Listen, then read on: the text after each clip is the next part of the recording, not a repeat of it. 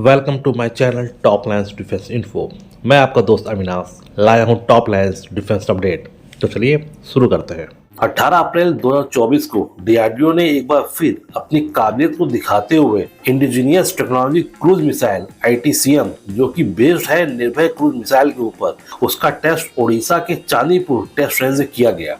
इस बार के टेस्ट की सबसे खास बात जो थी वो इस मिसाइल का बहुत ही कम ऊंचाई पे उड़ते हुए अपने प्री पाथ को फॉलो करते हुए टारगेट को सक्सेसफुली अचीव किया। इस मिसाइल में इंडिजिनियसली डेवलप्ड मनिक टर्बोफैन इंजन का यूज किया गया, जिसने एक बार फिर अपनी क्षमता को साबित किया।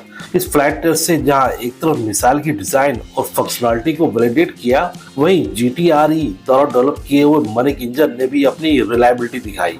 इस मिसाइल टेस्ट के दौरान जहां डीआरडीओ ने मिसाइल की मॉनिटरिंग के लिए कई सेंसर जिसमें radar, electro optical tracking system को डिप्लॉय किया हुआ था, वहीं इंडियन एयरफोर्स के Su-30 MKI फाइटर एयरक्राफ्ट से मिसाइल का फ्लाइट परफॉर्मेंस भी ऑब्जर्व किया गया। डीआरडीओ द्वारा टेस्ट किए गए मनिक इंजन जो कि अब गोदरेज कंपनी द्वारा पब्लिक प्राइवेट एंटिटीज के तहत बनाए जा रहे हैं, इन मनिक इंजन ने इंडिया के फ्यूचर प्लान रॉकेट फोर्स को बनाए जाने में महत्वपूर्ण भूमिका निभाना है, क्योंकि इन मनिक इंजन का उपयोग डीआरडीओ द्वारा बनाए जाने वाले कई क्रूज मिसाइल में किया जाना है, जिसमें ग्राउंड लॉन्च क्रूज मिसाइल का सक्सेसफुल टेस्ट कर लिया गया है। इसके अलावा DRDO submarine launch cruise missile जो कि अंडरवे है और एयर लॉन्च और शिप लॉन्च क्रूज मिसाइल को डेवलप करने में किया जाना है। एक रॉकेट फोर्स में जहां बैलिस्टिक मिसाइल हमेशा फ्रंट रोल निभाते हैं, वहीं क्रूज मिसाइल भी महत्वपूर्ण भूमिका निभाता है। दोनों तरह की मिसाइल का फंक्शन भले ही अलग हो, लेकिन लास्ट एक्शन एक ही होता है। सबसोनिक क्रूज मिसाइल जहां जमीन से कुछ ऊपर उड़ते हुए बिना रडार की पकड़ में आए पिन पॉइंट एक्यूरेसी से हमला करने में सक्षम होती है, और वो भी कम कीमत पे। तो वहीं बैलिस्टिक मिसाइल अपने हाई आर्किंग पाथ को फॉलो करते हुए एनिमी के हाई इंपॉर्टेंस टारगेट को नष्ट करने की काबिलियत रखती है। इंडिया ने जहां इंडिजिनियसली डेवलप्ड बैलिस्टिक मिसाइल को बनाए जाने में महारत हासिल कर ली है, अब क्रूज मिसाइल में भी ये एक्सपर्टीज डीआरडीओ ने प्राप्त कर ली है। अभी कुछ दिन पहले इजराइल पे ईरान ने अपनी कई मिसाइल और ड्रोन से हमला किया, जिसे इजराइल ने अमेरिका और ब्रिटेन की सहायता से अपनी बाउंड्री के बाहर ही इन सबको नष्ट करके अपने लोगों की जान और माल को बचाया।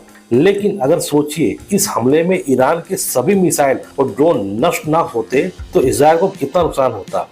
इजराइल के पास दुनिया का बेस्ट एयर डिफेंस मौजूद है, लेकिन इन सिस्टम की भी एक सीमा होती है।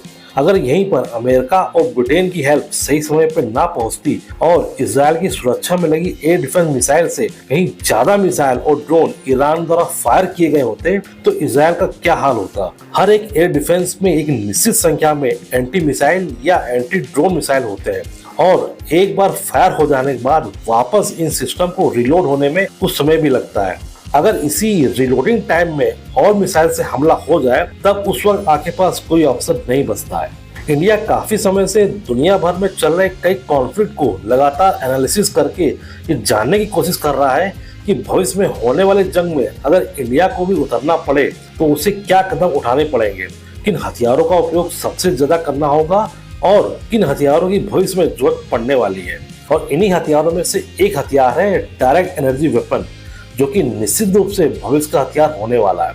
अब मैं वापस अपने पहले स्टेटमेंट की तरफ जाता हूँ और एक डायरेक्ट एनर्जी वेपन को भी इजराइल के एयर डिफेंस सिस्टम में इंक्लूड करता हूँ। अब अगर फिर से इजराइल के ऊपर ईरान द्वारा हमला किया जाता है तो पिछली बार की तरह अगर कोई मिसाइल इजराइल के तीनों एयर डिफेंस सिस्टम को स्किप करते हुए बच निकलती है तो इस बार ये मिसाइल अपने टारगेट पे पहुंचने से पहले ही डायरेक्ट एनर्जी वेपन द्वारा खत्म कर दी जाएगी, क्योंकि जहां सारे एयर डिफेंस सिस्टम वापस रिलोडिंग में होंगे, वहीं डायरेक्ट एनर्जी वेपन जो कि रिलोडिंग होने में काफी कम समय लेता है एक्टिव होगा।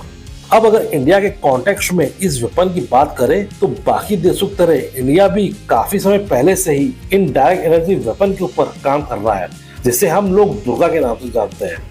इंडिया द्वारा दुर्गा वेपन का मुख्य उपयोग एंटी ड्रोन के रूप में करना चाहता है, क्योंकि पाकिस्तान द्वारा छोटे छोटे ड्रोन को भारत की सीमाओं के अंदर गड़बड़ी करवाने के लिए अक्सर भेजता रहता है, जो कि इंटरनल सिक्योरिटी के लिए भी खतरा है।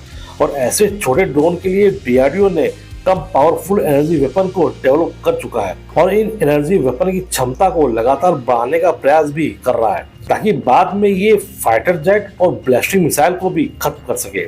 इंडिया के डीआरडीओ द्वारा किए जा रहे इन प्रयासों का महत्व इसलिए और भी अधिक बढ़ जाता है क्योंकि काफी देशों द्वारा ये वेपन डेवलप किए जा चुके हैं और बाकी देश चोरी छुपे इन हथियार को बना भी रही है और इंडिया भविष्य की इस हथियार की रेस में पीछे नहीं रहना चाहता है।